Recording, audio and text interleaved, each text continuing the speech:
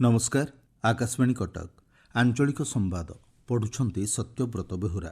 प्राचीन कलिंगर सामुद्रिक परंपरा दक्षिण पूर्व एशियार परिवेशगत एवं विकासमूलक आह्वानगुड़िकर सम्मुखीन हेबारे गुरुत्वपूर्ण शिक्षा देइथाय बोली राज्यपाल डॉक्टर हरिबाबू कंभमपाटी कहिसंती। राज्य सरकार ओडिया भाषा साहित्य और संस्कृति विभाग एवं उत्कल विश्वविद्यालयर मीडिया स्टडीज विभागर मिलित आनुकूल्य अनुष्ठित कलिंग एवं दक्षिण पूर्व एशिया सभ्यता संजोग शीर्षक तृतीय अंतर्जातीय सम्मेलनीर उद्यापनी उत्सव में मुख्य अतिथि भाव जोगदे राज्यपाल कहिसंती कलिंगर सामुद्रिक जोगाजोग भारतीय संस्कृति एवं धर्मर प्रसार में गुरुत्वपूर्ण भूमिका ग्रहण करथिला।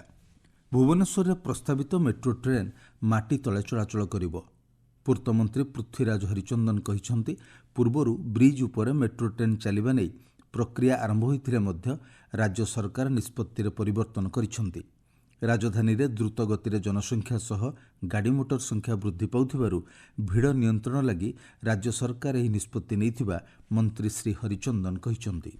मेट्रो ट्रेन भुवनेश्वर अंडरग्राउंड रे ही जीवो सेति नुआ अलाइनमेंट तैयारी करने विभाग को माननीय मुख्यमंत्री निर्देश देइचंती एवं विभाग भी से दृष्टि काम आरंभ करिसंती।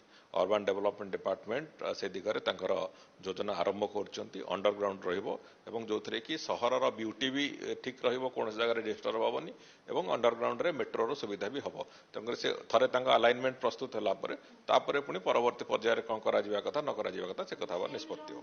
राज्य में सड़क दुर्घटना ह्रास एवं सुरक्षित गाड़ी चालन अभ्यास को प्रोत्साहित करने नहीं आलोचना होईछि।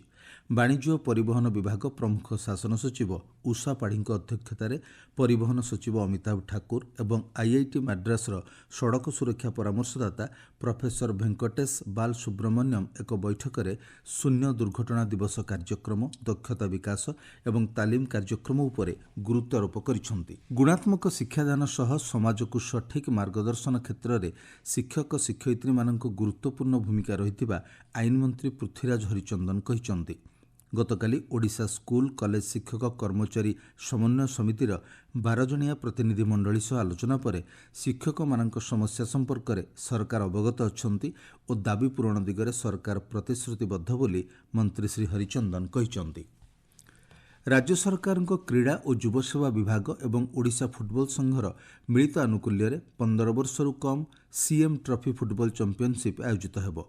क्रीड़ा मंत्री सूर्यवंशी सूरज चैंपियनशिप्र लोगो, ट्रॉफी, जर्सी एवं आंथेम उन्मोचन करिसंती।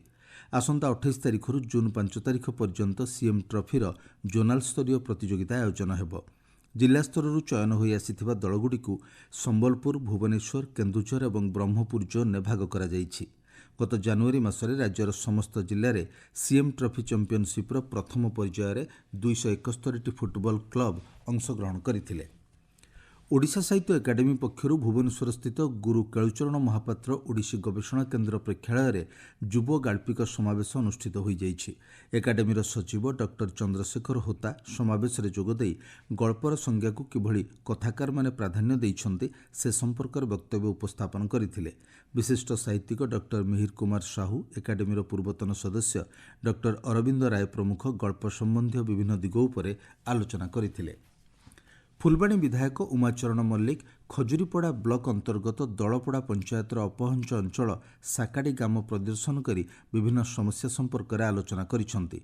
विधायक श्री मल्लिक संपृक्त ग्राम को गमनागमन तथा शिक्षा और स्वास्थ्य समस्या नहीं खूब शीघ्र पदक्षेप नियाजिबो बोली कहिसंती। गंजाम जिला ब्रह्मपुर लांजीपल्लीर मां तारादेवी ठाकुराणी यात्रार अष्टम दिन में बहु श्रद्धालुं समागम होइतिला।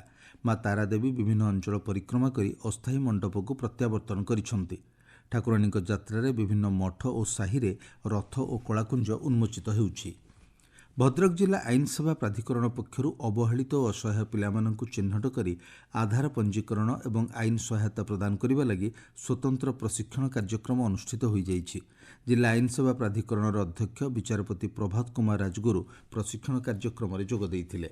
प्रथम खेलो इंडिया बीच गेम्स रे ओडिशा महिला बीच फुटबॉल और सिपक टाक्रो दल उन्नत प्रदर्शन करने पर राज्य को परिवर्तन करिसंती। विमान बंदर रे क्रीड़ा विभागर वरिष्ठ अधिकारी खेलाड़ी मानकु स्वागत संबर्धना जणाइथिले। प्रथम खेलो इंडिया प्रतियोगिता रे ओडिशा बीच फुटबॉल दल चैंपियन होइथिबा बेले सिपक टाक्रो दल गोटे रौप्य और 2टी कांस्य पदक हासिल करिसंती। ରାଜ୍ୟରେ ଆଗାମୀ 6 ଦିନ ପର୍ଯ୍ୟନ୍ତ ବିଜୁଳି ଘଡ଼ଘଡ଼ି ସହ ବର୍ଷା ହେବା ନେଇ ଭୁବନେଶ୍ୱର ଆଞ୍ଚଳିକ ପାଣିପାଗ ବିଜ୍ଞାନ କେନ୍ଦ୍ର ପକ୍ଷରୁ ପୂର୍ବାନୁମାନ କରାଯାଇଛି। ଆସନ୍ତା 24 ଘଣ୍ଟା ମଧ୍ୟରେ ପ୍ରବଳ ବର୍ଷା ନେଇ ବାଲେଶ୍ୱର, ଭଦ୍ରକ, କଟକ, ଯାଜପୁର, କେନ୍ଦ୍ରାପଡ଼ା ସମେତ 30ଟି ଜିଲ୍ଲାକୁ ସତର୍କ ସୂଚନା ଜାରି କରାଯାଇଛି। ଆଞ୍ଚଳିକ ସମ୍ବାଦ ବର୍ତ୍ତମାନ ପାଇଁ ଏତିକି। ପରବର୍ତ୍ତୀ ଆଞ୍ଚଳିକ ସମ୍ବାଦ ଶୁଣିପାରିବେ ଅପରାହ୍ନ 2ଟା 32 ମିନିଟ୍ରେ।